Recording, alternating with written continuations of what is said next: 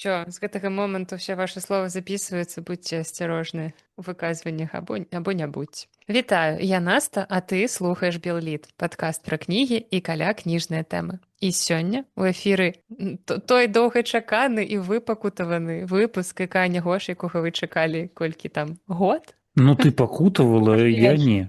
Трошкі менш за год, так, нас так падказвае, што трошкі менш, але сёння мы не адны. Сёння нас зноў чацвёра, хіба апошні выпуск Канягожа таксама быў у вялікім складзе пашыраным. Сёння з намі Владзімір, чалавек, якому няма куды падзець грошы, і ён вырашыў правесці гэты час у нашай неверагоднай кампаніі. Побач з Сярожам сёння прывітанне, Владзімір. Сёння атрымаць за каленку, адказны за каленку Сярожа будзеш ты, таму што ты сядзіш по Якое добра, ты што? Всё. А Наста будзе падглядваць. Наста будзе падглядваць там з Мне вугла. не зусім бачна. Так, толькі калі з-за вугла вылазіць. Наста сядзіць у гэтым жа памяшканні, але не можа трымаць Сярожу за каленку. Ну, добра. даруйце, калі будуць нейкія тэхнічныя накладкі, мы тут зараз заўважаем, што ў нас некаторыя людзі гавораць двойчы, калі нешта такое будзе, ну, паважаныя слухачы, ну, даруйце. Перажывалі і не такое ў гэтым падкасці. І сёння мы тут сабраліся для таго, каб абмеркаваць твор, дакладней, ажно 3 творы, ну, але многія могуць сказаць, што астатнія неважныя, хопіць аднаго. Гэта палеская хроніка Мележа і 3 раманы «Людзі на балоце», «Под іх навальніцай» і «Завее снежань». І тут, канешне, першапачаткова ад першапачатку, як некаторыя любяць казаць, трэба задаць пытанне для нашаму шаноўнаму госцю, бо гэта, Уладзімір, акурат твой выбар, акурат гэтая кніжка. Чаму? Раскажы, калі ласка, чаму менавіта гэтая кніжка? Можа, там што звязанае, уласнае што-небудзь? Траўма дзяцінства? Ну, Всё такое? траўма. Шчыра кажучы, гэта адзіная кніга, якую я памятаю з курсу беларускай літаратуры ў школе. Ну, менавіта «Людзі на балоце». Прычым памятаю яе выключна нейкімі адрэзкамі. А пазнаёміўся так, моя сяброўка Даша параіла мне гэту кнігу у пачатку яшчэ мінулага года. І я прачытаў яе з вялікім задавальненнем. Амаль ва ўсіх гэта будзе хіба ледзь не адзіная кніга, якую мы вельмі добра памятаем са школы. Вось ты правільна сказаў адрывачна, я яе перачытываў у другі раз, то бок, ну, кніжку я чытаў тройчы, адзін раз чытаў, 2 разы перачытываў, і вось нейкія вось такія вельмі яркія лапіклы, вось гэтыя ўспаміны, эпізоды, яны прям так флешбэкамі, як ты любіш казаць, в'етнамскімі, Наста, прям аж гараць у галаве здорова. Палескія флешбэкі. Ну все, мёрзкія сэндвічы, палескія флешбэкі. Гэтую кнігу я пазнаваў менавіта, калі чытаў яе нанова. То бок я гэтыя адбіткі я памятаў, але ж я іх пазнаваў у кнігі, калі чытаў зараз. Мы ж усе скончылі школы ў розныя гады, так? Атрымоўваецца неяк так. І ва ўсіх у школьнай праграме стаялі менавіта «Людзі на балоце». Так. А «Под іх навальніцай» другую частку трэба было вам чытаць? На філфаку, здаецца, толькі чыталі. Так. А я скончыў школу ў другім годзе, і ў нас абавязкова трэба было адразу 2 кніжкі чытаць, і «Под іх навальніцай» таксама. Чаму не адразу 3? Не ведаю, гэта ўжо пытанне да школьнай праграмы. І, ну, чыталіся ў нас адразу 2 часткі, таму, ведаеце, ўся гэтая палітыка ўжо тады загружалася ў галову, якая там з'яўляецца ў другой частцы. У мяне толькі са школы і з універсітэта былі ўспаміны, мне падавалася, што другая частка не надта аб'ёмная. Памятала, што 3 зусім маленечка і такая абсалютна не абавязковая, а другая мне падалася меншай, і зараз, калі я ўжо слухала, бо я дагэтуль чытала па 2 ці «Людзей на балоце», хіба я чытала ўжо разоў 5. Другую, 3 частку гэта быў, мабыць, раз другі ці 3, і я іх вырашыла паслухаць аўдыё. І я была здзіўлена ад таго, што яна ўсё ідзе і не заканчваецца, а потым я пабачыла, як яна выглядае, яна сапраўды аб'ёмная. І я думаю, ё-маё, а там палову можна выкінуць. Ну, пра гэта мы пагаворым пазней. Так, ну і адразу нашым слухачам трэба нагадаць, што тут мы будзем гаварыць разам са спойлерамі да кніжкі. Ну, але спойлеры ў класічнай літаратуры, ребята, гэта не спойлеры, гэта адукацыя. Хтосьці захоча спачатку паслухаць, потым пачытаць. Таму, калі вы баіцеся спойлераў, вось той момант, як кажуць модныя блогеры, калі вам трэба спыніцца, потым прачытаць кніжку і потым вярнуцца да нас. Ну, цяпер можна пераходзіць, уласна, да сюжэту твораў, хаця зноў жа мне здаецца, што людзі на балоце гэта такі твор, які нават тыя, хто не чытаў, усё роўна ведаюць, пра што ён. Ёсць там нейкі Васіль, нейкая Ганна, Любоў, Маркоў, і вось гэта вось усё. А паміж гэтым яны там штосьці робяць з зямлёй каля цагельні, і штосьці ў іх там калектывізацыя. Ну, яшчэ ў першай частцы не, але ў другой вось пачнецца. Хто хоча расказаць? Серожа, я... Ну, Валя. заўсёды расказваеце вы, а я вас потым А ты папраўляю. засіраеш. Ну, калі проста максімальна, мінімальна дакладней, мінімальна прабегчыся па сюжэце першага твора, у нас ёсць вёска Курані, 20-е гады, яны жывуць на востраве сярод балотаў і рыхтуюцца зрабіць, гэта грэбля называецца, правільна, калі я не памыляюся, зрабіць грэблю, каб неяк да можна было да цывілізацыі дабрацца. І нас сустракаюць галоўныя героі, гэта маладыя людзі Васіль Дятлік, яму там 20 з нечым гадоў, і Ганна Чарнушка, маладая дзяўчына, Хіба пэўна. не менш? Мне здаецца, Што? што Васіль быў трохі старэйшы за Ганну. Ганне, па-мойму, было 18, калі не памыляюся, а Васіль трошкі старэйшы за яе. Не, это мне не здаецца, і пару ўвогуле гадоў. там гадоў 16, 16, можа, А, ці 15 нават. 16. Ну, можа быць. Я ўжо, у мяне проста ўсе тры кніжкі зліліся ў адну, уже как-то, дзе яна цяжарная, дзе яна не цяжарная, то... Здаецца, мы Ну, не падлічвалі кшталту, што ў другой кнізе, калі яна ўжо надзіла і жыццё трошкі пайшло далей, то там ёй ужо каля 20-21. Ага, ну то бок, значыць, дзесьці вось каля паўнагадовасці, і яны маладыя, яшчэ пакуль што не ведаюць, які лёс іх чакае. Васіль наогул такая, наогул тут гэтую кніжку чытаць, ведаеце, калі зараз да некаторых класічных раманаў кшталту Наростамі. не класічных такіх сусветных класічных, напрыклад, раманаў пра рабства, робіцца нейкая прыпіска ў пачатку, што вось гэта былі такія часы, бла-бла-бла, не ўспрымайце сур'ёзна, вось гэта ўсё. Мне здаецца, што да людзей на балоце павінна быць таксама нейкая такая прыпіска, што зараз, бо ў гэтай, ну, у самым пачатку гэтай кнігі вельмі шмат у адносінах мужчын і жанчын, вельмі шмат такіх рэчаў, калі Ганна з Васілём яшчэ не ў адносінах ніяк спрабуюць там штосьці гэта намацаць, і калі Ганна корміць Васіля бульбай, і яна спытала, як табе бульба, Васіль кажа, што ну, як бы, ну, бульба, як нармальная бульба, бо для яго пахваліць бульбу, гэта значыць пахваліць Ганну, а ў іх хваліць жанчын было не прынята.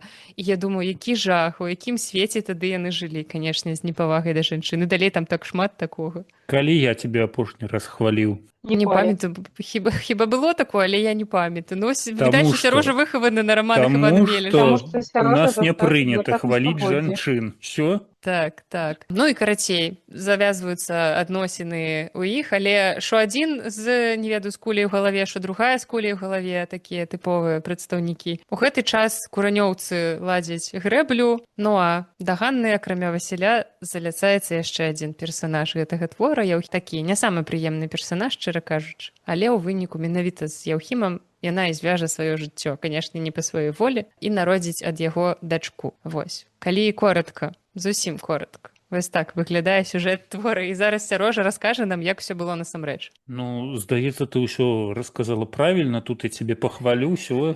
Дзякуй. Ей! 11 жніўня 25-го года апошні раз пахваліў мяне Сярожа. Не, насамрэч усё так, просто вось асноўная лінія Ганны Васіля, і яна вакол іх нанізваюцца вельмі шмат розных падзеяў, там і маслакоўская банда якімсьці чынам іх зачапляе, і потым уся вось гэтая кругаверць і з Яўхімам, з падзелам зямлі, потым, як яе завуць, которая... Хадоська грубая, залетела которая ад стала. Васіля, ой, ад Яўхіма. Так. Вось, і ўсё гэта так філігранна Іван Мелеш нанізаў на асноўны сюжэт, на асноўную вось гэтую гісторыю Васіля і Ганны, што проста, я не ведаю, вачэй не адарваць ад гэтай кніжкі. Але калі я перачытываў чарговы раз «Людзей на балоце», я вельмі здзівіўся ад таго, наколькі першая частка увабрала ў сабе розных падзеяў. Бо, ну, калі прачытаў даўным-даўно, яшчэ ў 10 ці ў 11 класе, адразу 2 тамы, і там столькі розных падзеяў адбываецца, і праз некаторы час ты пачынаеш гэтыя падзеі размяркоўваць вось па ўсёй вось гэтай двухтомнай гісторыі, і неяк так, ну, атрымоўваецца, што я думаў, што, грубо кажучы, першая частка скончыцца зусім не на тым месцы, дзе яна скончылася сапраўды, што там, ну, крыху меней падзеяў адбываецца. І тут я зараз перачытваю, і я разумею, што амаль усё адбываецца ў першай частцы, а другая частка ўжо больш запаволеная, і таму ну, у мяне таксама ёсць на гэты конт свая тэорыя, чаму гэтая другая частка запаволеная, але пра гэта крыху пазней, калі мы там штосьці нейкія разборы пачнём. Ну, што яшчэ? Ну так, у першай частцы адбываецца ўсё. Грэблю пабудавалі, і Васіль з Ганнай паспелі пасварыцца ў пачатку, потым зразумець, што гэта іхнія сваркі, гэта насамрэч каханне. Яны паспелі закахацца, потым яны паспелі зноў рассварыцца, паверыўшы чужым плёткам. Ганна паспела выскачыць замуж за Яўхіма, карацей, там вельмі шмат усяго. Але першая частка, яна ўсё ж такі, мне падаецца, больш пра людзей. Тут вельмі шмат людзей, тут вельмі шмат падзей, звязаных з нейкай романтычная тэма, нейкія адносіны паміж людзьмі у вёсцы, то бок нейкія такія сяброўскія, не сяброўскія, але спробы неяк жыць у адным грамадстве. І вельмі шмат чалавечага. І таму, магчыма, гэтая частка найбольш прывабная, таму што яна ў добрым сэнсе чытаецца як меладрама, як такая прыемная меладрама пра чалавечае жыцці, пра чалавечыя лёсы, пра тое, што мы зараз можам разбіраць з псіхатэрапеўтам, там няўменне людзей размаўляць паміж сабой, пра нейкія недагаворкі, калі штосьці ты падумаў, замест таго, каб спытаць у іншага, ці так гэта ёсць, ты просто придумаў штосьці ў сваёй галаве, і ўсё, і жывеш з гэтым, шчаслівы такі, што я ўсё ведаю. Таму першая частка, ну, вось максімальна чалавечая і чалавечная. Тут трэба, ну, як я лічу, тут трэба выдзеліць такія два вялікія моманты. Першае тое, што Іван Меліш, ледзь не сказаў Васіль Меліш. Іван Меліш піша пра Палессе, скажем так, я не ведаю, як для вас, нават для цябе, мілая Настачка, але для нас Палессе, тых, хто нарадзіўся ў цэнтры альбо бліжэй да поўначы, Палессе гэта вельмі экзатычны рэгіён. І нават усе вось гэтыя, здавалася б, добра знаёмыя сельскагаспадарчыя працы, яны выконваюцца, здаецца, гэтаксама, але вось, ну, ёсць нейкія такія асаблівасці, так? Але з прысмакам балота.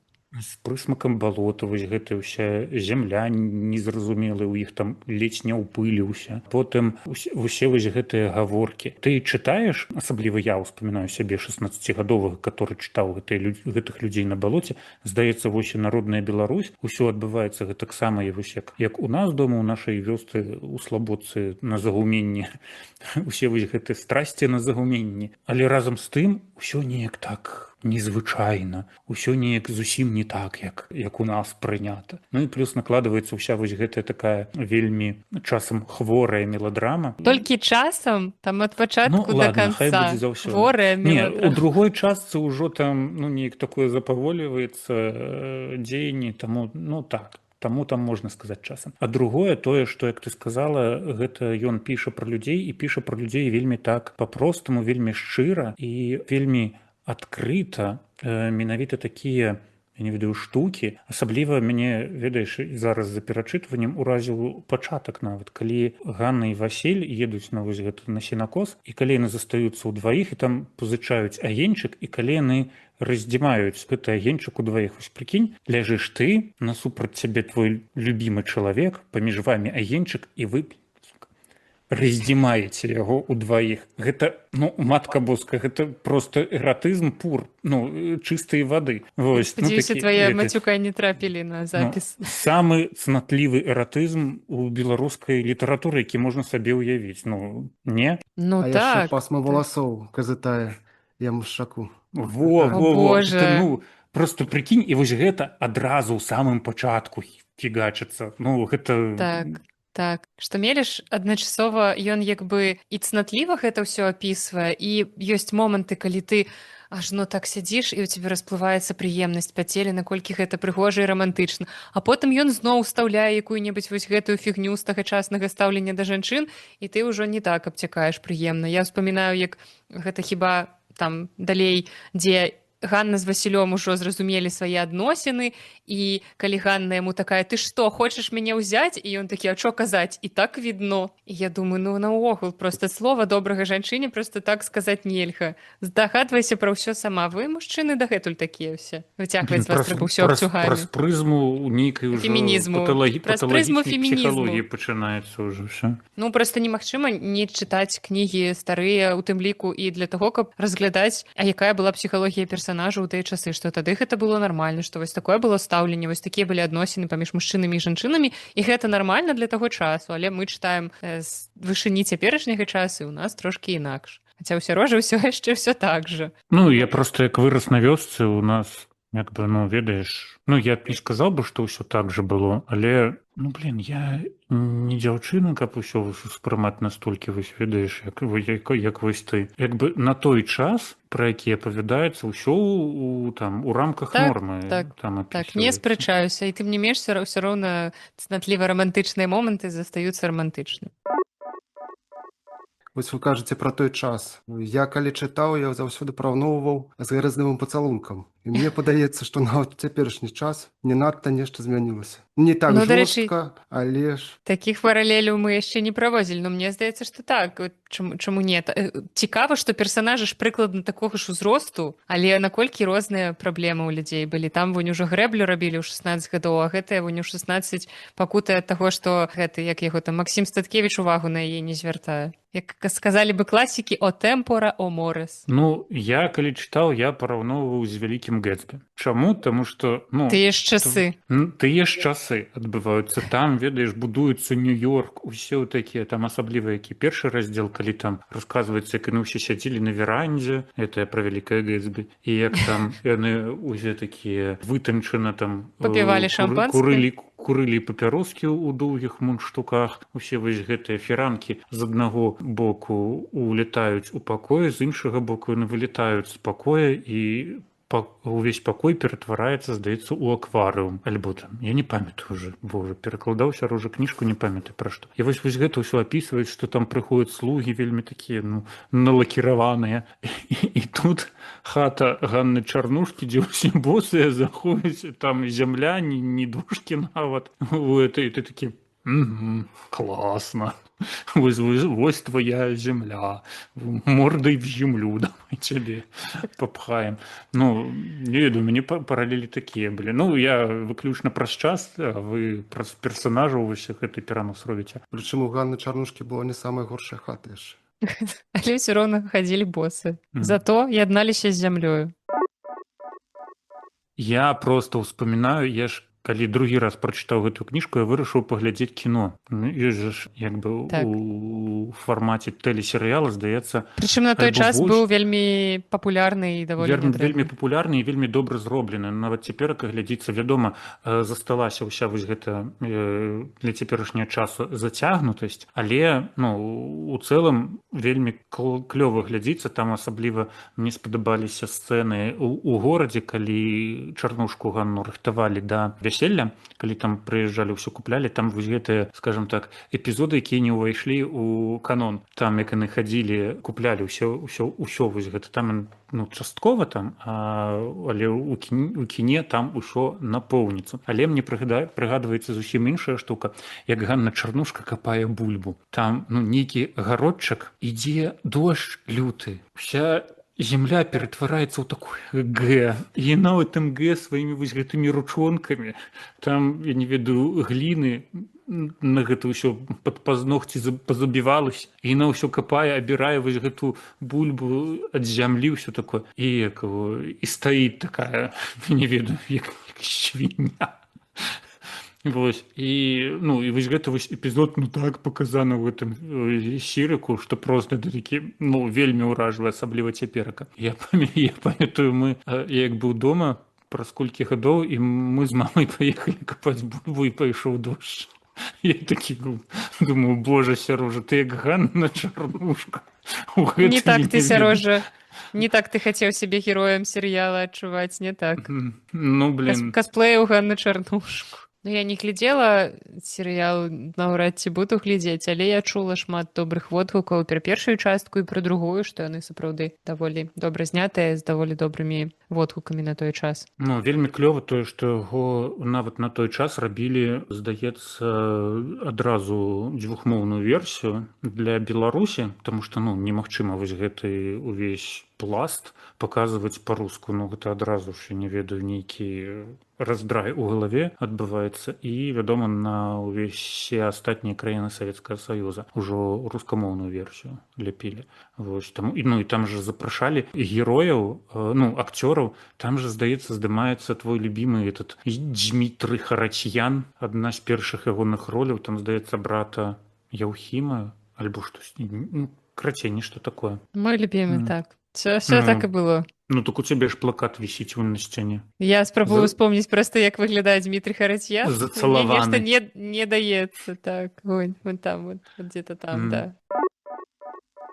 Мне вельмі, ведаеце, вельмі кінулася ў вочы тое, што Мелеш, ён зацыкліваў усе свае вось гэтыя кніжкі, асабліва калі параўнаць першую і другую, просто ты вось, ну, відавочна бачыш вось гэты вось кругі Эйлера, якімі ён закальцоўваў. Які ён закальцоўваў, ну, вось аповед. Напрыклад, у яго і першая, і другая кніжка, ну, у розных месцах пачынаецца запісанне рабіны. Вось гэта хрэстаматыйная. Як тая рабіна цвіла ў гэтае лета Ганна. Вось.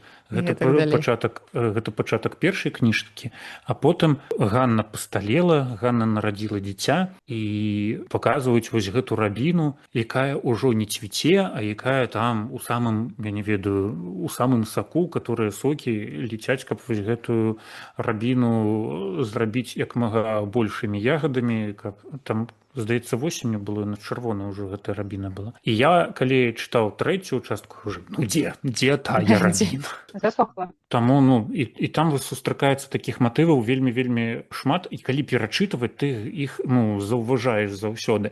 Таксама з той же самай зямлёй, як там у розныя моманты, у розных месцах кніжкі першай, другой, трэцяй часткі той Васіль моліцца на тую зямлю. Зямельку ля цагельні. Это просто, ну... Галоўны вобраз гэтай трылогіі, гэта зямелька ля цагельні, гэта нейкі амерыканская мара, толькі беларуская. Я калі чытаў, мяне вельмі захапляў менавіта сам Іван Мелеш, наколькі ён змог вось гэта ўсё выпісаць, наколькі ён неверагодна падабраў словы, ні больш, ні менш, менавіта вось у той прапорцыі, которая патрэбна. І гэта я кажу пра першую частку. Бо першая частка, яна мега захапляльная. Так, яна разам з тым пра людзей, яна меладраматычная, ён, аўтар, не скупіцца на тое, каб там залезці у самае патаемнае. Адна тая сцэна, як хадосьцы робяць спарон, аборт, вось гэты. Так, як яна потым ідзе, проста жахліва, гэта вельмі страшна. Гэта вельмі ўражвае. Ён, ну, ведаеш, не гнушаючыся, расказвае такія, ну, вельмі жаночыя штукі, што, я думаю, блин, ну, як твой любимый Стывен Кінг, он заўсёды консультуецца. Я хацела правесці паралель. Я думала, хутчэй за ўсё, Мелеш павінен быў звяртацца да якой-небудзь жанчыны для таго, каб выпісаць гэтыя вобразы. Магчыма, ягоная жонка акурат была якім-небудзь такім жаночым кансультантам, таму што Стывен Кінг заўжды ў такіх пытаннях, Стывен Кінг адзін з найлепшых аўтараў, які ўмее апісваць жанчын, і ён заўжды кансультуецца з жонкай, яна яму там падказвае псіхалогію дзяўчыны-падлетка, якая ўпершыню сутыкаецца з месячнымі, там, ці малой дзяўчынкі, якая апынулася адна ў лесе. І мне здаецца, што ў Мележа, ну, хутчэй за ўсё, павінна была быць нейкая жанчына побач, якая б яму пра гэта расказвала. Вось, і на ўсім вось гэтым, здавалася б, такім меладраматычным каркасе. Вось гэты каркас, он пастаўлены на такі ахірэнскі палескі грунт вязня у гэтай багне палескай. Як бы ты сочыш за ўсімі вось гэнымі стасункамі. Гэнага піхнуў, гэна паваліўся. Але ўсё гэта адбываецца як бы на такім шыкоўна прапісаным палесе, што і вось гэта вось хваля палескай на цябе спакаваля налетае на цябе і захоплівае цалкам. І калі я чытаў першую частку, у мяне такое было неадступная думка была суправаджала мяне, ці разумеў увогуле Мейліш тое, што ён піша, тое вось які ён вось падняў грунт, што ён увогуле паказвае. І гэта асабліва бачна, калі пачынаеш чытаць другую частку. Бо мне здаецца, вось ён, напішу-ка я меладраму. Ён напісаў вось меладраму, першы том, якім вось з'яўляюцца людзі на балоце. І потым ён жа ж там, здаецца, узяўся праз колькі гадоў, ну, выйшла кніжка, і праз колькі гадоў ён пачаў пісаць другі том. І за вось гэты час да яго нарэшце дайшло, што тваю ж дывізію я пішу пра офігенскую штуку, што гэта пра не столькі пра людзей, колькі пра эпоху, пра вось гэты рэгіён цалкам, што гэта офігенская эпічная фэнтэзі. І давай-ка я яго сапсую, падумаў Меліш, пачаўшы пісаць другую кнігу. Ага, і вось такая думка, я ж пішу пра вялікую эпоху, пра эпоху там здзяйснення, калі там беларуская вёска стала там на перадавой, ўсё такое. Пра гэта ж трэба пісаць вось такой адказнасцю, шчырасцю. Яму ж ленінскую прэмію далі за 2 тамы ці за 1 том. Ну, карацей, яму далі, за што я дакладна не памятаю. І тут на другім томе акурат і пачынаецца, ну, як на мяне, асноўны мінус гэтага твора, а менавіта вось гэтая зацягнутасць. Ну і ён таксама вось зрабіў, як на мяне, памылку, калі гэта можна назваць памылкай. І як мне падаецца, другая, не тое што памылка, але, ну, на мой погляд, хіба подыха навальніцы заключаецца ў тым, што аўтар змясціў падзеі на 3 гады пасля таго, што там адбылося ў людзях на балоце. Ён гэта ўсё перамясціў, що окей, мы гэта прымаем, але разам з тым першыя, я не памятаю, 150, амаль 200 сторонак, ён проста згадывае ўсё тое, што адбылося за вось гэтыя 3 гады. Хто казаў у папярэдніх серіях. Ну, і ты сядзіш, думаеш, навошта ты гэта зрабіў? Ты мог проста рознымі там дыялогамі, там устаўкамі, эпізодзікамі гэта ўсё вельмі цудоўна паказаць. Ты ж гэта вось, ну, рабіў акурат вось толькі што ў людзях на балоце. А тут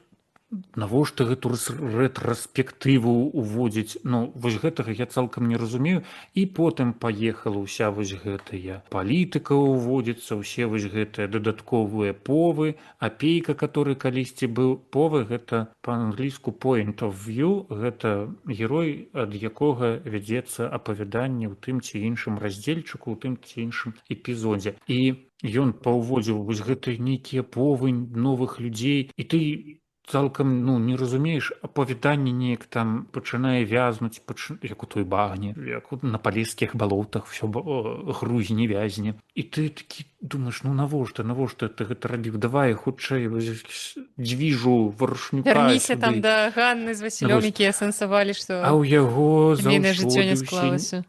Ну, ўсё нейкія вось гэтыя ўсе адмоткі назад, як это слово, калі... Флэшбэкі. Не флэшбэкі, а калі ты чыста псіхалагічна, калі пачынаеш ацэньваць усё, што там было пераацэнка каштоўнасці і там нарэ нейкая. Рэфлексія. Рэфлексія. Крыжаванку адгадваем. І ты такі думаеш, ну блін, давай, хутчэй. І вось, ну, за весь снежань я чытаў упершыню, здаецца, ён, ну, зразумеў сваю вось гэтую хібу, я гэта кажу вельмі умоўна, вельмі груба, і вось у завеі снежань, мне здаецца, ён вярнуўся, прынамсі, была такая спроба вярнуцца да колішняга свайго рытму, каб усё хутчэй, больш дзеяння, больш усякага такога. Она проста карацейшая атрымалася. Ну, магчыма. І там вось на вялікі жаль няма рабіны. Ён не паспеў. Так, можа быць, калі б ён жа планаваў усяго 5 частак напісаць, і, магчыма, у 4-й і 5-й рабіны б сустракаліся больш разоў. Але вось «Подых навальніцы» — гэта тая кніга, якую мне было... Шкада, што я яе слухала ў аўдыё, а не чытала папяровую, бо тады я магла проста прагортваць старонкі з вось тымі часткамі, дзе яны абмяркоўваюць палітыку, зноў гэтыя сходы, таму што гэта было так нудна. І я сядзела і сябе адчувала нейкім не надта інтэлектуальным чалавекам, якому ўсе гэтыя палітычныя справы абсалютна абыякавыя, і хацелася хутчэй ужо дайсці да што там Ганна з Васілём, ці будуць яны разам наогул ці не. Ну, гэта было настолькі, наколькі цікава і якасна былі прапісаныя моманты зноў жа чалавечыя адносінаў паміж людзьмі, а потым уключаўся вось гэты Меліш, які такі, блін, мне трэба пісаць сацыяльна значныя творы, і раптам уключалася тэма калектывізацыі, і гэта было ўжо не так цікава. Магчыма, з пункту гледжання гістарычнага, як нейкі дакумент эпохі, які апісвае эпоху калектывізацыі, гэты твор і значны, але нам, простым чытачам, гэтага, як той казаў, нам, наркаманам, вас, алкаголікаў, не паняць. Мне вельмі спадабалася тое, ну, я ж паўтаруся, калі мне вельмі спадабалася, як Меліш зацыклівае вось гэтыя, як это, цалкам напісаныя свае часткі палескай хронікі, бо трэба сказаць, што «Людзі на балоце» і «Подых навальніцы» — гэта кніжкі, якія выходзілі цалкам кнігамі. Яны спачатку выходзілі ў полымі ў якасці вось гэтага часопіснага варыянта, потым Меліш перапрацоўваў гэтыя часопісныя варыянты, і яны выходзілі асобнымі кніжкамі, што «Подых навальніцы», што «Людзі на балоце». І вось менавіта ў гэтых дзвюх частках бачна вось гэта завершанасць, зацыкленасць пэўнай часткі адной вялікай гісторыі. Пачынаецца ўсё з драбіны, якая яна была, і заканчваецца ўсё вяселлямі. Першая частка сканчаецца вяселлем Васіля і Ганны, Ганны Яўхіма, Васіля і Ганны, што ты такое гаворыш. Выдаеш жаданае за за сапраўднае. гэтых людзей веру тое, што яны будуць разам. У чацвёртай ці пятай частцы яны былі б разам. Вось. А другая частка сканчаецца вяселлем Хоні і Хадосі. І Хадоські, так. Вось. Таму, ну, такое вельмі здораўскае. Я так разумею, што таксама, калі б дапісывалася б «Завея снежань» у такой ужо кніжнай рэдакцыі, там таксама была б нейкая такая прыпадобненасць да вось гэтых першых двух частак. Там цікава, што не толькі зацыкленасць, ён у кожнай кнігі дае думку на будучыню, на будучыя кнігі і нават на тыя кнігі, якія так не выйшлі. Напрыклад, калі Міканор той жа ў другой часткі разбірае гумно, напрыканцы часткі раздзела, я ўжо не памятаю, пішуць, што праз столькі-то гадоў ад загуменнай дарогі, ад гумнаў не засталася і Не застанецца, ну так. след. Так, памятаю, было. Ці нават пра тую ж Васіля і Ганну, калі яны там на сенакосе, іх была першая начоўка. Гэтую ноч яна не была нічым асаблівая, але запомнілася ім на доўгія гады. Там ёсць такія моманты. Ну, гэта ўсё залежыць ад таго, як ты прачытаеш, можа, там ведаеш з інтанацыі. Ну, нічога асаблівага.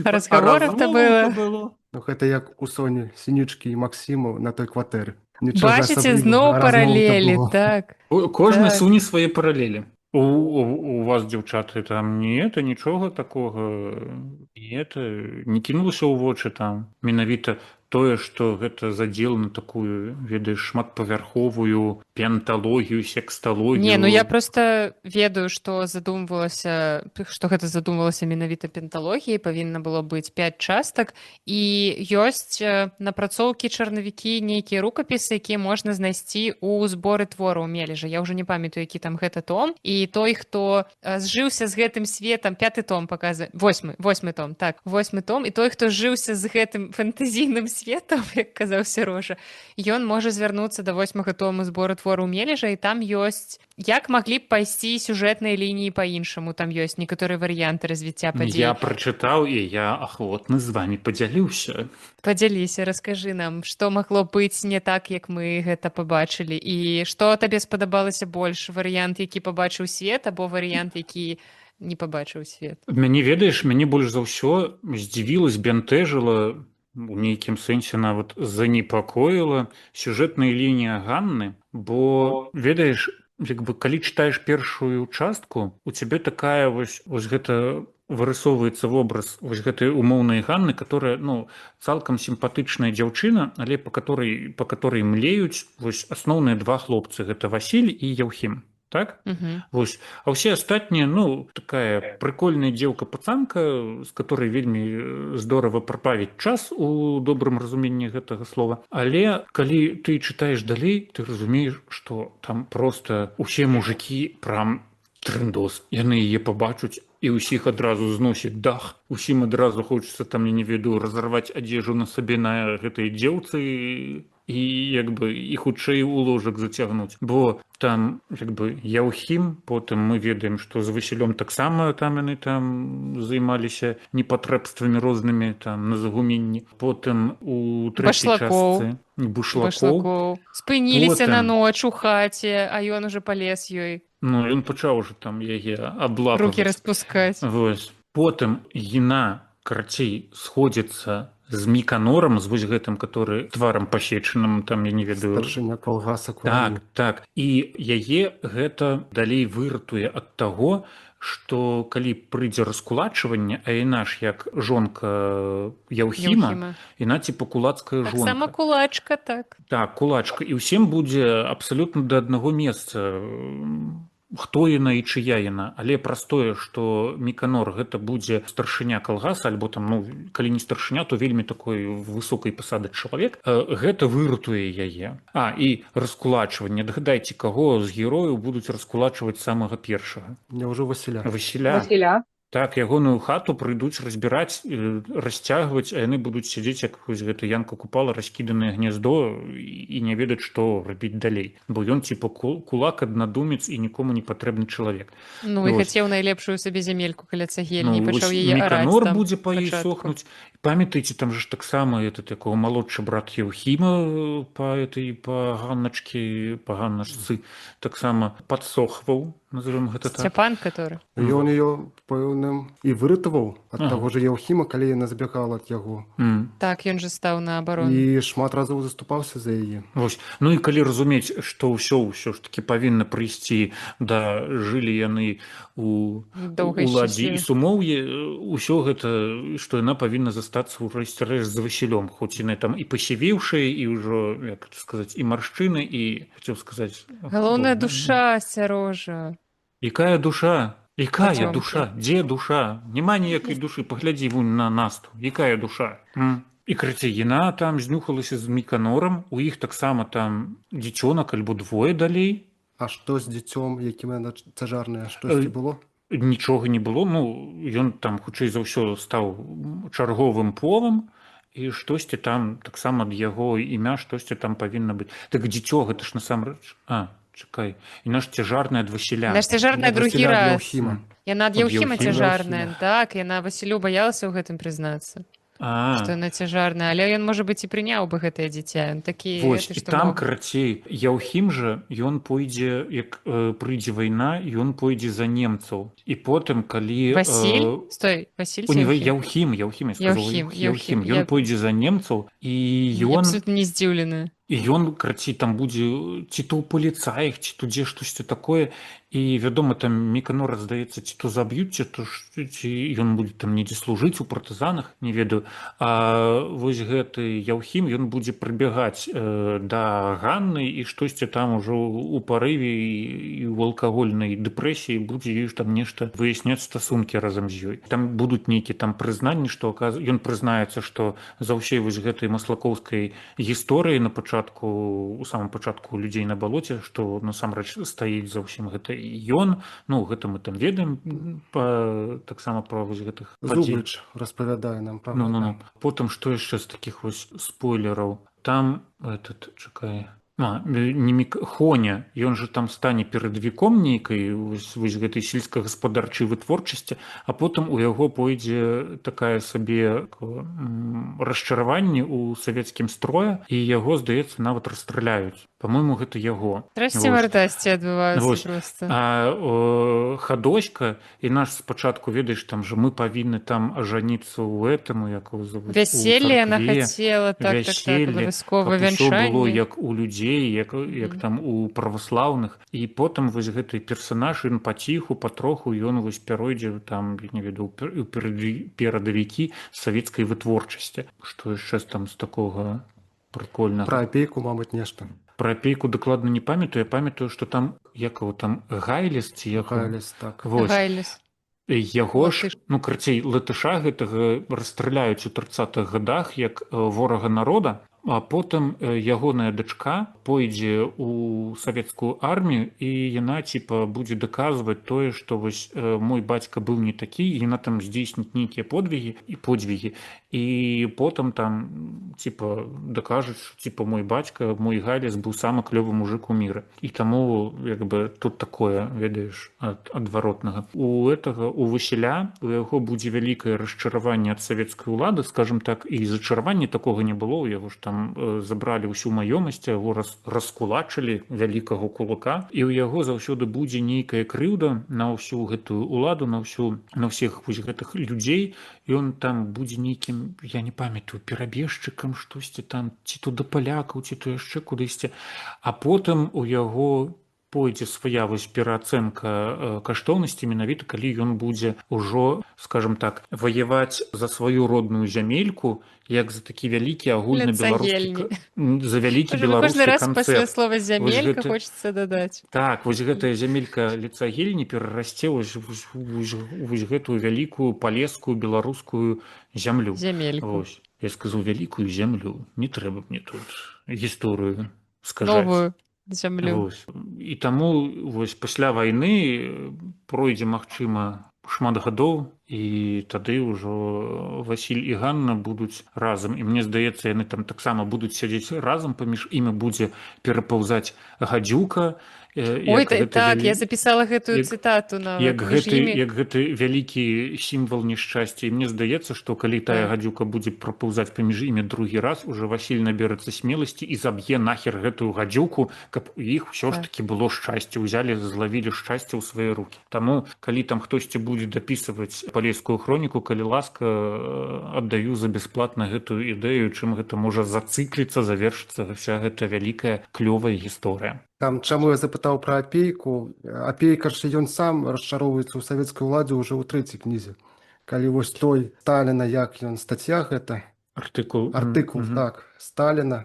І там увогуле, калі чытаеш, кожны чалавек, які мае хоць нейкі розум, ён пакрыху пачынае расчароўвацца гэтай уладзе, асабліва калі уладу бяруць людзі, якія напрамкі ўсё робяць і І вось, вось тым самым Мелеш заганяе сябе ў пастку, калі ён піша пра, складывае ўсю вось гэтую гісторыю вось гэтымі пазламі ў адну вялікую карціну. Бо калі так паглядзець, усе героі ў ягонай гэтай вялікай эпапеі, яны ўсе так ці інакш няшчасныя. Шчаслівых людзей я там не ведаю, каго назваць можна. І калі так паглядзець вось зверху, нават дастаткова вось гэтыя 3 кніжкі, трэцяя недапісана, і ты разумееш, што ты думаеш, а хто вінаваты у іхным няшчасці? І ты разумееш, што так ці іначай вінавата менавіта вось гэтая савецкая грубая улада, которая прыйшла і которая памяняла іхныя лёсы вельмі гвалтоўна і вельмі непрыгожа. І як мне падаецца, калі Мелеш выпісываў усё гэта, ён як бы убачыў, што да гэтага вядзе, і як, а я ж жыву ў Савецкім Саюзе, як мне цяперка вось, пра гэта пісаць. І мне было б вельмі цікава паглядзець, як ён урэшце рэшт выруляе, ці здолее ён, як бы прыйсці да такой вось, падвесці да такой вялікай агульнай высновы, альбо там, ён філігранна гэта ўсё неяк так абыдзе, і нешта раскажа нам, давядзе да іншых нейкіх там, можа, банальных, якіх-небудзь бытавых, побытавых высноў. Вось гэта было б мега цікава, менавіта вось як бы гэта было б завершана. Ну і вось вы ўжо згадвалі пра ліст Сталіна, які апейка чытаў, і мне так спадабаўся гэты эпізод, бо ён невялікі, але ў ім так бачна, як чалавек раптам нешта асэнсоўвае, што ён спачатку чытаў гэты артыкул пра аграрную палітыку, згаджаўся, здаецца, ўсё было ў парадку. Але потым ён прачытаў літаральна там адну гэтую думку пра тое, што ў сялян няма арабскай прывязанасці да зямлі, і што для пераробкі гэтага трэба там пакаленню. І апейка задаецца пытаннем, типа, ў сэнсе, чаму ён так сказаў? Ён не мог паверыць, што Сталін не разумее селяніна. Насамрэч так і было, уся гэтая вышэйшая эліта, яны ж не ведалі простых людзей, яны не жылі як гэтыя людзі, яны не ведалі, чаго яны чакаюць і што ў іх у жыцці адбываецца. І для апейкі гэта было такое адкрыццё, типа, ў сэнсе. Сталін такі вялікі, цудоўны, божанька наш, які ўсё бачыць, ён не ведае, чым жывуць простыя сяляне. І гэта такі, канешне, вельмі прыгожы момант асэнсавання. Ён пэўны момант пытаўся растлумачыць гэта сябе тым, што гэта нейкі тактыка. нейкая тактыка, так. Але ж Так што нават гэта гэта так і не трэба. можна рабіць заўсёды. Ну, скажем так, СССР краіна была вельмі вялікая. Тое, што магло спасаваць да каўказскіх зямель, адкуль быў родам Сталін, гэта абсалютна это не вязалася з беларускімі нашымі абшарамі. І трэба прызнаць, трэба быць шчырымі, што Беларусь была такой сабе дойкай. Ад нас выдоівалі і адвозілі ўсё тое нешматлікае нашае багацце і адвозілі, я не ведаю куды. Вось, я не ведаю каму. І тое, што даставалася нам, нам даставаліся нейкія там, я не ведаю, крошкі, абы толькі працягнуць. Я не ведаю, як у вашых сем'ях, а мне вось бабуля расказвала тое, што вось, напрыклад, яна, адпрацаваўшы цэлы сезон, вясну, лета, восень, яна атрымоўвала заробак. Вядома, што гэта было пасля вайны, але ёйны заробак складаў там паўмешка нейкага зерня. Вось на яе і на вялікую сям'ю, которая там было муж і там 8 ратоў малых дзяцей. І вось пракарміць цэлы год на цэлую сям'ю на паўмешка зерня. Цяпер мы можам паслухаць, што гавораць пра Мележа нашыя слухачы, якія дасылалі нам свае водгукі. І у нас тут ёсць некалькі водгукаў. Напрыклад, водгук ад Дар'і. Гэта, я так разумею, твая сяброўка. Так. Дар'я Прывітанне, Кудрыцтва. Дар'я. Вітаю, Наста. Пасля прачытання трылогіі мяне перапаўняла шмат эмоцый, думак, пытанняў, але па сканчэнні часу эмоцыі аціхлі, прачытаныя яшчэ кнігі і з'яўляюцца ўжо іншыя думкі, іншыя пытанні. І ты ўжо не лічыш Васіля баранам, які жыве па прынцыпе «Мая хата збоку», ўжо не адчуваеш жалю да Ганны Хадоські. У сэнсе не лічыш Васіля баранам. Всё маё жыццё складаецца з таго, што я лічу Васіля баранам. Я спрабавала Вось, і цяпер, ты кажаш пра мізагінію? Так. Камон. Я спрабавала зразумець, што я адчуваю да кожнага персанажа, але ў мяне няма 100% адназначнага меркавання. Да ўсіх ёсць пытанні. Трылогія чытаецца, як мне падаецца, вельмі лёгка. Мелеш мяне перанёс у той перыяд, пазнаёміў з побытам людзей, якія адрываны ад вялікай зямлі практычна ўвесь год. Дарога ўвесь час разбітая і размытая. Ні газет, ні госцяў, ні добрай зямлі. Мне здаецца, калі б не калектывізацыя, калі б не вялікі брат, то кураней яшчэ б жылі 100 гадоў у сваім свеце, у сваім балоце, як калісьці сказаў Сяргей, недаслоўна, пакуль Ганна нагамі месіць бруд, дзесьці Гэтсбі танчыць бугі-вугі. Бачыш, сярожа людзі твае цытаты запамінаюць. Казаць аб калектывізацыі, дрэнна гэта ці не, плюсы-мінусы не буду, не маю моцных ведаў. Але так, як гэта рабілася, мой прадзед быў раскулачаны і сасланы ў Сібір, што ставілася ў раздзел, аставіўся прынцып статыстыка важней якасці, што захавалася і дагэтуль, кажа аб многім. І вельмі шкада, што людзей, якія разумелі простага чалавека, як з ім працаваць, не шанавалі, а рабілі разнос, шукаючы ў яго цёмныя плямы ў біяграфіі і тыкаючы яму гэтым. Падчас чытання я вельмі часта ўспамінала твой падкаст з берага Дуная, калі правільна памятаю, калі расказвала пра той перыяд, калі жанчыны гублялі сваё імя пры замужжы. Я дзіця асфальту, у мяне не было вёскі, і тут у трылогіі я звярнула ўвагу на зварот да жанчын, і нават сёння назіраю такі зварот. Галоўная эмоцыя, якая мяне абсалютна зразумелая, гэта тое, што калі была прачытаная апошняя старонка трылогіі, я адчула сум. Я не магла ўсвядоміць, што гэта ўсё, як так, дзе працяг, дзе столькі пытанняў да ўсіх герояў, як быць уплываць час на іх. Я вельмі рада, што сёння з вамі на падкасце мой сябар Уладзімір, з якім мы шмат гаварылі пра гэты твор, і кожны раз гэта новае меркаванне і эмоцыя. Дзякуй. Дзякуй, Дар'я, за цудоўны водгук. І якраз вось то, што я казала пра то, што калі вы адчуваеце сум, што скончылася гэтая эпапея, што гэтыя персанажы ўсё як так, яшчэ ж не завершаны нейкія лініі, то вы можете звярнуцца да збору твораў Мележа, каб паглядзець пра тое, а як гэта магло быць, пабамбіць з таго, што, можа быць, там вы не задаволены тым, як склалася гэта цяпер, але ведаеце, магло быць горш. Ганна магла б сысціся з Міканорам, што для мяне наогул гэта проста як, навошта, для чаго, это страшна просто. Пра гэта не было ніякіх, ведаеш, намёкаў, прынамсі з боку Ганны. Так, ладно, яшчэ вось Башлыкоў прыехаў нейкі новы чалавек, ён гарадскі, ён з горада, ён там Ганне прапаноўвае пайсці, можа быць, вучыцца, пераехаць у горад, што ў яе ёсць яшчэ шанец там выбіцца ў людзі. Гэта зразумела, чаму паміж імі можа ўзнікнуць сімпатыя. Але як быццам бы да Міканора, які ўвесь гэты час быў побач, неяк не вельмі. Міканор, прынамсі, хоць зляцаўся да Ганны пэўны час. Да там все хіба да яе заляцаліся, Ну, мне але ж здаецца. горш за Міканора толькі тое, што Ганна магла сысціся з Васілём. Ну так, гэта як быццам бы супераб'юзіўныя стасункі ўжо атрымліваюцца. Ну, я ж кажу, Ганна гэта такая секс-бомба, который... Секс. Я прям не могу сказать секс, я кажу секс-бомба, тому што там усе просто, не ведаю... Ладно. Але вось ты калі прачытала гэты каментар ад Дар'і, я пагаджуся ў тым, што людзі на балоце, як ні круці, гэта твор, бадай што адзін з найпершых у беларускай літаратуры вельмі феміністычны. Аўтар выводзіць адну з галоўных гераінь, жанчын менавіта, і робіць яе такім сабе вельмі Трошки актыўным, бунтаркай. Так. вельмі актыўным, вельмі так бунтаркай. І як там тэорыя называецца, калі там дзве жанчыны павінны гаварыць не пра мужчын. Так, я забыла, як это называецца, але так, што твор Карацей, можа ёсць лічыцца... нейкая тэорыя, калі твор можна лічыць, скажем так, напісаным не то што пра феміністычны, але там, прынамсі, супраць жанчын нічога не маецца на ўвазе, гэта значыць, што ў гэтым творы павінны быць як мінімум дзве жанчыны, хоць раз яны павінны размаўляць адна з адной, і гэтая размова павінна быць не пра мужчын. Вось, ну, акурат,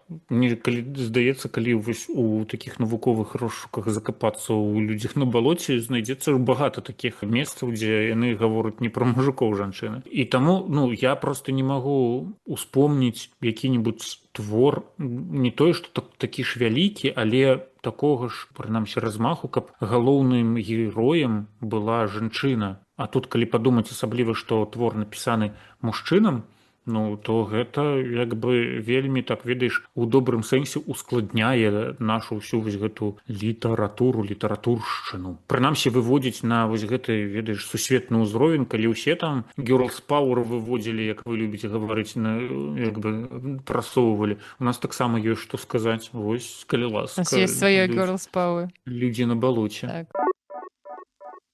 Наступны каментарый мы атрымалі ад Андрэ, таксама будзе вялікі водгук, чалавек вітае нас з Беларусі. Ну, вас вітае, вы там побач. Узгадаў пра восеньскі план КК Нягош абмеркаваць людзей на балоце. Усю палескую трылогію прачытаў Восеньскі. Так, Ну, а так, мальчика так. восеньскі. Всю палескую трылогію прачытаў яшчэ ўзімку і ўжо пакрыху стаў забываць. Таму асвяжыўся праглядам двухсерыйнай экранізацыі 81-го года, што зняў Віктар Тураў, але не спадабалася, нават расчараваўся ў фільме, бо напэўна трэба глядзець больш поўную 8-серыйную тэлеверсію. Сярожа, якую ты глядзеў? Поўную 8-серыйную? Цудоўна.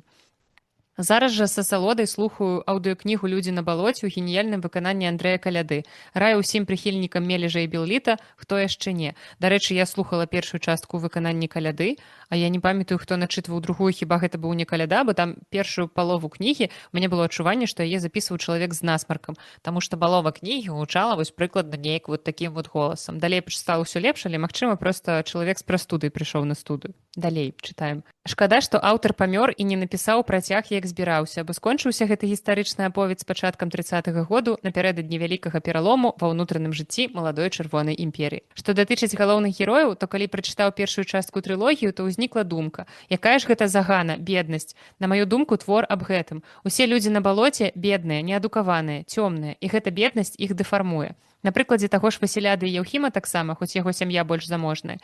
Гісторыя, як яна, беднасць, кіруе іхнымі ўчынкамі, часам бессэнсоўнымі. Спроба Васіля захапіць зямлю ў першай частцы трылогіі. Так, я вельмі люблю гэты эпізод, дзе ён вырашае: ну раз я зараз апрацую гэту зямлю, то ўсё, яна мне дастанецца. А таксама далейшы шлюб з дзяўчынай з заможнай сям'і і жаніцьба Яўхіма на некаханай Ганне. Так і тут нават можна працягнуць, мала таго, што Васіль ажаніўся з гэтай маняй сваёй дзеля таго, што каб атрымаць вось гэтай грошы яе сям'і, дык потым, калі ён зразумеў, што ў іх можна нешта зноў скласціся з Ганнай, ён усё роўна падумаў: блін, так шкада гэтую зямлю і гэты дом, на які я працаваў. І ў выніку ён меркантыльны, ён меркантыльнейшы за ўсіх меркантыльных жанчын, якіх ты, Сярожа, абзываеш. Тут самым меркантыльным аказаўся Васіль. Я нікога не абзываю. Усеагульная прыгнечанасць і цімрашальства. Жыццё ў рэжыме выжывання, дзень працуеш да стомы, а ўвечары чакае борщ з прусакамі.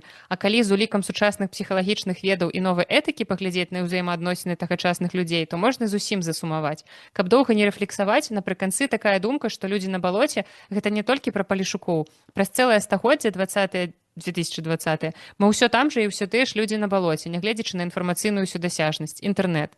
І калі чэсна, то беларусаў складаюць пераважна, усё, канешне, складаней, альбо Васілі Дятлікі, заціснутыя ўнутры, альбо больш спрытнейшыя нахабныя Яўхімы Глушакі, але цяжкія асобы, што адны, што другія. Асобнае прывітанне Насці лягчэй, дзякуй ёй за падкаст. І сапраўды так склалася гістарычна. Але ведаю, перажывём, перарасцём, толькі трэба памятаць і разумець, аб чым пісалі ў нулявых дзесятых 20 стагоддзя класікі, Купала і Уколас, і Абдзіраловіч, і працаваць з гэтым. З павагай, ваш Андрэ. Вось так. Чалавек прям расклаў сапраўды, беднасць гэта важная тэма. Бо вось колькі тут ты апладзіруеш, не чуваць у гэтую чамусьці мікрафон заглушае гук апладысментаў. Але як шмат сапраўды тут, ну такіх, скажем, няправільных выбараў, дзіўных учынкаў, рашэнняў было звязана менавіта з беднасцю або з тым, каб выбрацца з гэтай беднасці. І гэта такая суцэльная разліка, суцэльная меркантыльнасць. А дзе пачуцці? Дзе вось гэта вось усё, душэўнасць нейкая? Сумна. Я прям засумавала. Васіль сваім выбарам мані замужам. Шлюбам з Жаніцьмай з маняй. мані. Ён неяк нагадвае старого глушака. Той жа таксама ажаніўся дзеля пасага. Вельмі добра гэтыя мужыкі ўладкаваліся, так скажу. Ну так, цалкам хоча паўтарыць гэты лёс, бо ведаеш, у яго вось ён жыў у сваіх закрытых куранях, і ў яго не было вось гэтага, як это, successful story перад вачамі, акрамя глушака. І вось ён бачыць вось гэты прыклад, што вось ён чувак, ён дасягнуў такой клёвай заможнасці, ён жыве ў яго ўсё ёсць, ну, значит, трэба паўтарыць. Рэцэпт гатовага шчасця, вось, калі ласка, ён у цябе ёсць. Такая ролевая модель. Знайдзі сабе, я не ведаю, багатую жонку, ўсё, і жыві, качайся ў масле. Сережа, ты Атлічна. ўжо ў пошуках, так? Багатай жонкі сабе. Маміка. Ну, я так думаю, што багатыя жонкі твой падкаст не слухаюць. Так, жанчыны, якія слухаюць гэты падкаст, калі вы багатыя, нумар тэлефона Сярожы, плюс 37529, а далей не памятаю. Ну, далей падбярыце. Наступнае, вось, можа быць, жанчыны багатыя наш падкаст не слухаюць, але дакладна слухаюць сумкі з камянямі, таму што менавіта сумка з камянямі даслала нам наступны водгук. Думкі пра палескую хроніку. У цэлым кнігі мне спадабаліся. Асабліва захапляльныя напісаныя сцэны з высокім градусам эмоцый. Мяне зацягвала ў галаву Хадоські, калі яна рашае, што лепей, утапіцца ці пазбавіцца ад ненароджанага дзіцяці. Я натуральна гналася за Васілём, які думае, што ў зараную зямлю ніхто ўжо не забярэ. З Ганнай я занурылася ў яе гора пасля смерці дачкі. Разам з тым ёсць месцы, дзе аўтар быццам спрабуе нагнаць аб'ёму. Напрыклад, вялікі кавалак у рамане «Подых на вальніцы», дзе першыя калгасаўцы абагульваюць маёмасць. Вось так, это тыя эпізоды, які мне проста хацелася прагортваць і прапускаць. Сабіраюць коні ў адну канюшню, уся вёска смяецца, зганяюць кароў у адзін хлеў, уся вёска смяецца, разбіраюць гумно, уся вёска смяецца і гэтак далей. І гэта ўсё прыкладна на 60 сторонак. І калі ў тым жа рамане ўсе разважанні апейкі парэзаць удвая, нічога б не згубілася. Ёсць героі, якія незразумела, навошта патрэбныя. Акрамя таго, каб паказаць, што і такія людзі ў той час былі. Аўтар дае нам многа новых прозвішчаў, неяк герояў апісвае, але на сюжэт яны не ўплываюць. Напрыклад, усе гэтыя падначаленыя башлыкова, якіх ён выклікае па чарце пасля сходу ў глінішчах. А навошта быў патрэбны Зубрыч і гэтая мутная размова з Яўхімам у канцы «Людзей на балоце», а гісторыя паэта Алеся Маёвага. Мне падалося, што раман «Людзі на балоце» быў напісаны для душы. «Подых на вальніцы» для ленінскай прэміі, а «Завее снежань» для фанатаў. Вельмі ўжо ён нагадвае фанфік. Прыкладна так мы сёння гэта і абмяркоўвалі, што вось ленінскую прэмію ён атрымаў. Калі ўспомніў, што, мне трэба не меладраму пісаць, а штосьці сацыяльна значнае. А «Завее снежань» для тых... Што ён быў такі меркантыльны. Ён ужо быў жанаты, і ён зразумеў, што багатай жонкі яму другой не свеціць. Даруйце, канешне, ўсе. Неяк так атрымалася, што ў школе я гэтыя кнігі не чытала, таму была ўпэўненая, што «Палеская хроніка» — гэта трылогія пра Васіля і Ганну. Здаецца, што ўсе кажуць нам пра гэта. Пасля прачытання кніг я магу сказаць, што ўвесь гэты час мяне падманвалі. Трылогія «Палескія хронікі» — гэта кніга пра багаты і супярэчлівы ўнутраны свет дробных савецкіх кіраўнікоў другой паловы 20-х гадоў. У нас тут ёсць добры хлопец Апейка, які быццам перасяліўся сюды са старонак твораў Івана Шамякіна. Ён камуніст, згодны з лініяй партыі. Але калі справа тычыцца канкрэтных людзей, Апейка бачыць, што штосьці не тое робіцца, не так, як трэба. Асабліва падрабязна раскрываецца яго нязгода з асобнымі тэзісамі вышэйшага кіраўніцтва краіны ў «Подыху на вальніцы». Вось акурат той артыкул Сталіна, што мы абмеркавалі. Башлыкоў — гарадскі хлопец, у якога ўся адукацыя — гэта партыйныя курсы. Усе свае дзеянні ён ацэньвае ў адпаведнасці з лініяй партыі. Напрыклад, пасля сходу ў глінішчах ён спрабуе знайсці памылку ў сваёй прамове і тадам не знаходзіць. Ён жа казаў праўду, якую чуў на партыйных сходах і чытаў у газетах. Калектывізацыі перашкаджаюць выключна замежныя агенты і кулацкія элементы сярод вяскоўцаў. А размовы пра тое, што не хапае нармальных кіраўнікоў, дасведчаных спецыялістаў, тэхнікі, насення гэтак далей, гэта ўсё ліберальнічанне, апартунізм і правы ўхіл. Здавалася, што некаторыя падзеі ў яго жыцці, жаніцьба брата на дачцэ Непмана, каханне да Ганны, зробіць яго погляды больш гнуткімі, але не здарылася.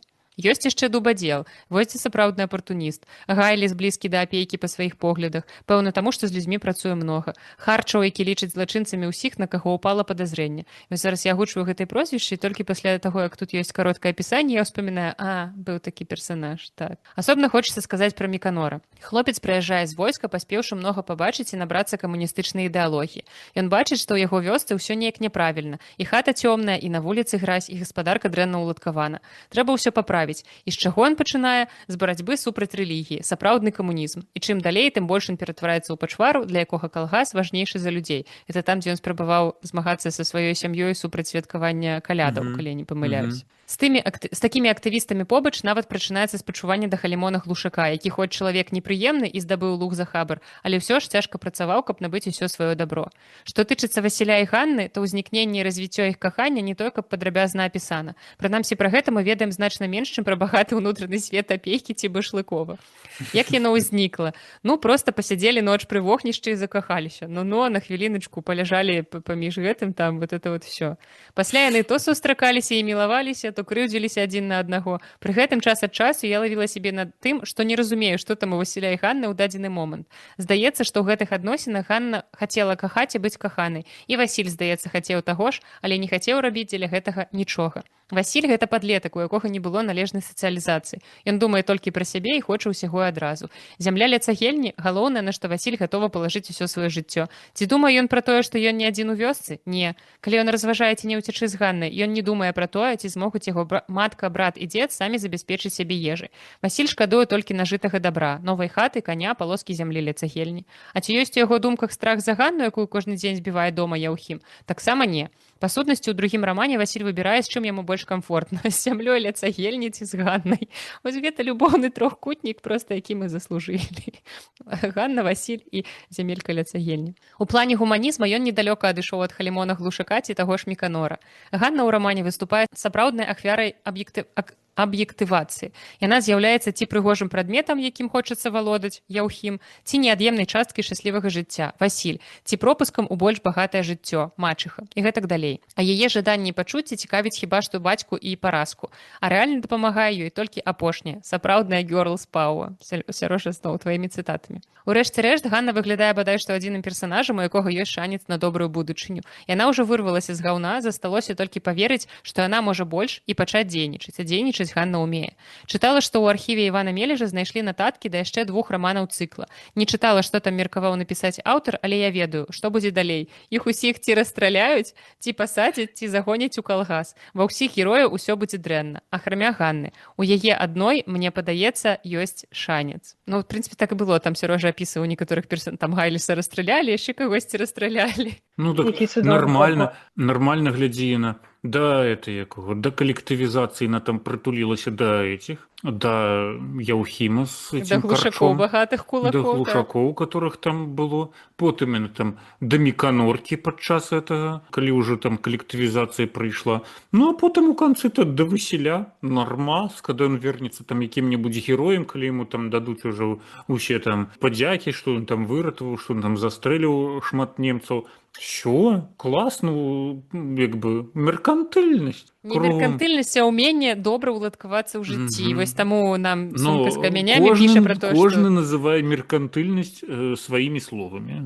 Назовем іх так. Вялікі дзякуй за водгук, гэта было проста цудоўна. Тут і пасмяяліся з усяго і задумаліся. Але ведаеш, мне вось падаецца, тут я б не быў бы такім радыкальна ўстаўлены да ўсіх персанажаў, бо у кожнага свая праўда, і кожную вось гэтую праўду ён, ведаеш, Меліш так па-майстэрску выпісвае, калі ён піша нават вось гэтыя ўсе пубертатныя разважанні Васіля, которые, здаецца, там, ведаеш, вялікі бугай, там, колькі яму там ужо гадоў 25 было у там у апошняй частцы, Так. але у галаве ён ўсё адно застаўся такім падлеткам, у яго не было вось гэтага... Вельмі юнацкі максімалізм моцны ў яго. Узор у яго бацькі не было, ён не ведае, як жыць на гэтым белым свеце, калі ты мужик. Вось, я б не быў бы такім радыкальным пастаўленнем да ўсіх персонажаў. Ой, ты б не быў бы. Акрамя Ганны. Самы радыкальны чалавек. Бо калі ты чытаеш таго ж Васіля, ты разумееш, што, ты разумееш ягоную праўду, ты разумееш ягоную крыўду, ты разумееш тое ягонае памкненне, тое, чаго ён хоча, і ты разумееш усе вось гэтыя метады,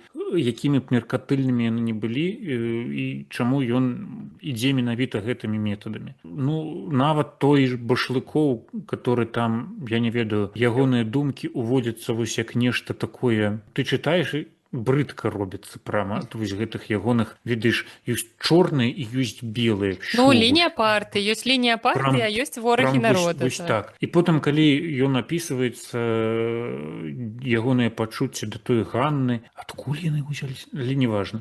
Вось, ягоныя пачуцці да гэтай Ганны, і ты бачыш у ім чалавечнасць нейкую, вось гэтая яго партыя, зрабіла з яго нейкі механізм, і ты бачыш, як гэты механізм размеханізіруецца, як он робіцца ўжо штосьці падобнае да чалавека з нармальнымі, я не ведаю, вачыма, который там можа штосьці адчуваць, як бы, і не проста гэта такая амёба. Калі пакапацца, у кожным такое штосьці можна знайсці. Як і ў той жа Ганны можна знайсці шмат чаго добрага, і таксама у яе ёсць і даволі, скажем так, рэзкія рысы. І ведаеш, калі, гэта такое негеглае апраўданне, калі, ведаеш, усё апраўдваецца ейным там вострым язычком і ейнай цягай там усё, ведаеш, усё засраць і сказаць усё як непрыгожа і ўсё такое. Сказаць горкую праўду прамоў вочы. У мяне з Ганнай? Так. Вось мы ж бульбу разам капалі, ты што? Не ведала. Дарэчы, пачуцця ў Башлыкова да Ганны пачаліся з таго ж, з чаго і ў Васіля. З Васілём яны раздзімалі вогнішчы, а з Башлыковым мылі рукі. Там, я зразумеў, шмат не трэба было ў той час. Романтыка. Яны мылі рукі і пырскі кудысьці ляцелі. Божа мой! А калі вяртацца ўжо да Васіля, то ён жа ж зямельку каля цагельні ставіў вышэй не толькі Ганны. Нават сын у яго шоў, ці напрыканцы, ці ён увогуле яго не згадываў. Там адразу зямелька, потым карова, конь, а ўжо потым, калі ўжо дайдзе думка, то сын. І ён, прынамсі, пра яго згадываў, а вось Маня, яна ж в прынцыпе, карысталася сынам як сродак маніпуляцыі Васілём. То бок там ніякай любві не было да яго. Дык ты проста, калі паглядзі, у тыя гады пра дзяцей ніхто ніколі не думаў, асабліва мужыкі. Дзеці з'яўляліся ў тваім жыцці, калі табе было, альбо ты калі там паміраў, альбо калі ты хварэў. Що? А астатнія дзеці, лётае там нешта, і хай лётае. Калі будзеш штосьці рабіць паскудства якую, зараз там адхваціць. Большую частку, канешне, дзеці адхватвалі. Ты ж нават паглядзі у сям'і Дзятлоў. Як бы той Васіль і той малодшы брат Іван, здаецца. Володька. Яны... А чаму Іван? Таму што вось я прачытаў, што Іван Меліш, ён сябе выпісваў, вось прататып гэта вось акурат захаваны за Володькам. Яны з'яўляюцца толькі тады, калі бацька памірае, і дзед Дзяніс, ён як бы не такі актыўны дзед, як хацелася б. Так, і дзеці былі проста бясплатнай рабочай сілай, і там яны з дзяцінства ўсё пачыналі працаваць, і ўсё. А тут у сям'і яны ўжо высоўваюцца на першы план як здабытчыкі, як асноўныя там працаўнікі, которые там нешта могуць там прынесці ў хату, ад чаго ты не будзеш, ад працы якіх ты не будзеш галадаць. Усе так жылі. Ты паглядзі, як Корч, як ён са сваімі дзецьмі, якімі б яны не былі. Для яго гэта проста такое. Так, а нават як ён, як Корч старэйшы са сваёй унучкай, чаму загінула дзіця, чаму памерла Верачка, таму што ў нас касавіца, нельга вы куды дзіця несці ў бальніцу? Бог даў, Бог забраў. Вось я пра гэта падумала, што, магчыма, проста дзяцей было шмат, і як быццам бы ну ладно адно памрэ яшчэ народзім, што яны іх так нараджалі, гэта быў нейкі як быццам бы такі расходны матэрыял. А пра Васіля і пра яго сына я яшчэ падумала, што гэта ж сын ад нелюбімай жанчыны. І вельмі часта так здараецца ў сем'ях, калі бацькі разводзяцца і, напрыклад, дзіця застаецца з маці, а калі бацькі развяліся ў не найлепшых стасунках, то маці пачынае сваю нелюбоў да былога мужа пераносіць на гэтае дзіця. Яна, асабліва калі дзіця падобнае да бацькі, то яна вельмі моцна бачыць у ім свайго былога мужа і ну гэта не выклікае добрых эмоцый. Мне здаецца, што Васіль таксама ну бачыў у сваім дзіцяці гэту маню зацюканую няшчасную і таму як бы ніякіх эмоцый у яго да гэтага дзіцяці не было. Мабыць, вось і адказ, ці прыняў бы Васіль дзіця Ганны ад Яўхіма. Хутчэй за ўсё прыняў бы, таму што для яго ў першую чаргу гэта было б дзіця Ганны, а не дзіця Яўхіма. І ён бачыў бы ў ім сваю каханую жанчыну. Хаця хто яго ведае, ён ж паехаўшы, Да ён мог ўсё бы і ён не прыняў прыняць. бы, ребята, не забываем пра тое, што Меліш па-майстэрску выпісвае персанажаў як маладых, так і старых, а таксама тых персонажаў, якія з маладых у цуд ператвараюцца ў старых. І вядома, мазгі таксама ў цябе ўжо сталеюць, набываюцца досведу і ўсё такое. Ганна прыняла бы Васіля такім бы, якім бы ён быў, уже там сагнутым, як той дзед Дзяніс. І Васіль бы гэтаксама бы прыняў Ганну з усімі дзецьмі і З усім яе жылі б, вывадкам.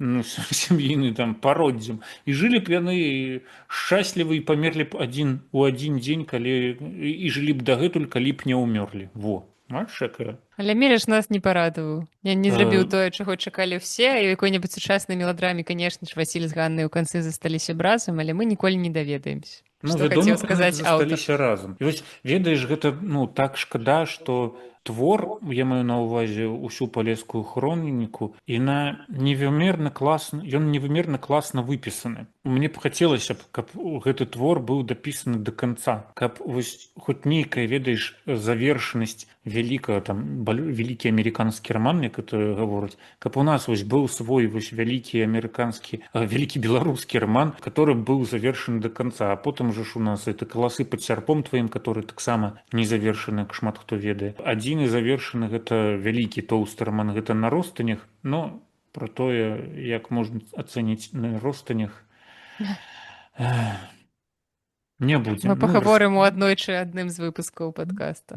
І таму я не ведаю. Мне было б абсалютна да фені, здаецца, як ён скончыўся. Я веру Івану Меліжу. Ён вельмі круты мужик. Ён бы скончыў бы тое, як гэта гісторыя павінна была б скончыцца. Мне хочацца, канешне, сказаць вось пару словаў пра Меліжа, бо, ну, ведаеш, вось я як прачытаў палескую хроніку, потым штосьці пачаў чытаць пра Меліжа як пра асобу, і, ведаеш, ён ахірэнны герой, можна, ну, нават гэта не будзе нясціпла назваць яго героем, бо у тым стане, у якім ён жыў, працаваў, тое, якія ачівменты ён дасягаў, гэта проста варта, не ведаю, павагі у 10-кратным памеры, калі не большым. Бо, прыкіньце, вось у чувак, які быў вельмі цяжка паранены у якім там 42-м, здаецца, годзе, і ў яго правая рука, здаецца, яна была адтуль, ну, хірургічна быў выдалены цэлы сустаў, который злучае плячо і далей руку. І ён жыў з гэтым, і вось на фотаздымках, ну, нідзе не бачна чалавек як чалавек, але ён жыў і працаваў, пісаў, здаецца, праўша быў, ён гэтай рукой пісаў такія таўсценныя кніжкі. Але разам з тым, ведаеш, гэта вялікая, канешне, трагедыя чалавека, бо, здаецца, гэта ў нейкім падкасці таксама я выслухаў пра тое, што ён, на вялікі жаль, вельмі позна знайшоў сваю тэму. Менавіта вось гэту палескую тэму, вельмі блізкую, вельмі родную яму. Ён напісаў раман «Мінскі напрамак», который таксама там як бы быў, ну, роман напісаны па ўспамінах, паводле ўспамінаў тых людзей, мужикоў, жанчын, которые ваявалі за вызваленне Беларусі. І гэта шмат у чым дакументальны роман, перапрацаваны потым, вядома, пад мастацкую форму, але ўсё, як гэта, based on a true story, як пішуць заўсёды ў фільмах модных. І ён, калі напісаў «Мінскі напрамак», ён заўсёды вяртаўся да гэта тэксту, ён заўсёды перапрацоўваў яго. Яму здавалася, што гэты тэкст павінны быць лепшым, чым ён ёсць цяпер, і з яго нават шмат хто пакепліваў, то ён, напісаўшы такі клёвы твор, як «Людзі на балоце», што ён яго закінуў і вяртаецца ўсё адно, адмотвае сябе назад да гэтага мінскага напрамку. І здаецца, як той казаў, ён знайшоў ужо сваю тэму, што ён можа там плаваць, пісаць, выдаваць там, я не ведаю, як Дар'я Данцова, па рамане штогод, але ён усё адно такі, як это, перфекцыяніст, яму трэба было давесці да выкшталцонага ладу тое, што было ім калісьці напісана. І гэтыя ягоныя адмоткі паспрыялі шмат у чым, што ён не мог прысвяціць увесь свой час палескай хроніцы. І гэта вельмі, канешне, прыкра мне, як чытачу цяпер. А вы ведаеце, што мы маглі б не атрымаць раман «Людзі на балоце»? Пра гэта ведаюць усе. Мог згарэць, так. Мог згарэць, так. Але прыляцеў супермен і выратаваў. Вы ведаеце, апошні супермен, который выходзіў, так? Там ёсць рэжысёрская версія, як ён прылетаў у Беларусь і ратаваў рукапіс людзей на балоце. Все так і было. Ён не верыце? Не даваў развязацца ваенным канфліктам у адных краінах, а ў іншых ён ратаваў рукапіс Івана Меліша. Я калі вярнуўся ў чарговы раз да трылогіі, цяпер ужо трылогію я прачытаў упершыню цалкам. Я цяпер калі вярнуўся, я разумею, што гэты твор, магчыма, я буду там перачытваць яшчэ праз 3-5 гадоў і буду задаволены сам сабой.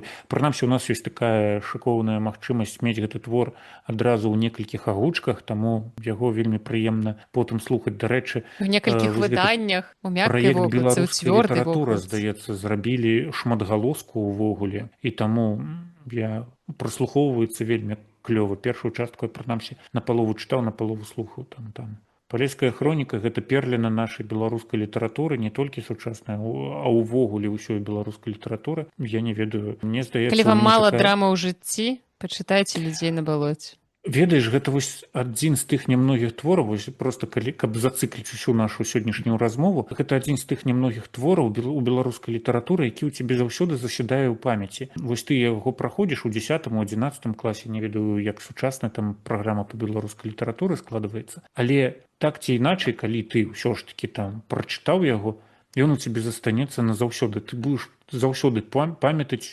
Як тая рабіна цвіла ў гэтае лета. Як тая рабіна, гэты трохкутнік, там нейкая зямелька. Цагельню ты можаш забыць, а зямельку ты будзеш памятаць заўсёды. Дзякуючы Мележу у наша жыццё, прынамсі ў маё і яшчэ некаторых людзей, увайшлі такія выразы, як «абы кныр, абы жарабец» і «склешчыца». Цяпер ніякія проста словы для апісання палавога акту мы не выкарыстоўваем, акрамя слова «склешчыца». Гэта ж самае прыгожае, што можа быць. Калі Маша Пушкіна ў перакладзе Пясецкага нам падарыла лаферынду, то Іван Меліш падарыў нам дзеяслоў «склешчыца». Лаферында склешчылася. Так. З кныром і жарабцом. Кныром і жарабцом. Боже мой. Я не буду так называць выпуск падкаста. Гумара.